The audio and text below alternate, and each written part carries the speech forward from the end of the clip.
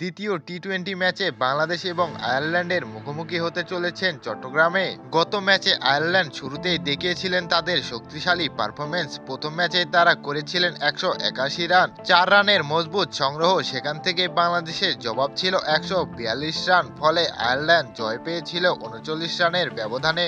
বিশেষ ছিল তাদের ব্যাটিং পারফরমেন্স। হ্যারি ট্রাস 69 রানের ইনিংস খেলেছিলেন, যা ছিল ওই ম্যাচের সবথেকে বড় কারণ। আর আজ দ্বিতীয় ম্যাচে আয়ারল্যান্ড প্রথমেই ব্যাটিং করতে নেমেছে। টাইমিং শুরু সন্ধ্যা 6টায়। টস জিতে তারা ব্যাট করতে নামে।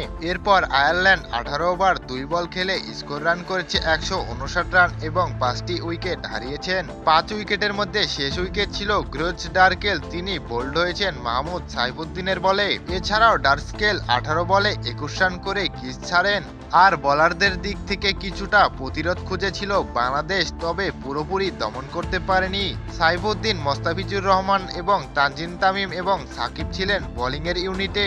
তবে বাংলাদেশ দলের আজকে প্রতিক্রিয়া কেমন হবে সেটাই দেখার বিষয়, কারণ 159 রানের লক্ষ্যে তারা করতে গিয়ে ব্যাটিংয়ে সাহসিক হতে হবে। আর এই ম্যাচে যদি বাংলাদেশে ব্যাটিংয়ে ঘোরাপেটা হয় তাহলে পাল্টা জয়ের সম্ভাবনা রয়েছে।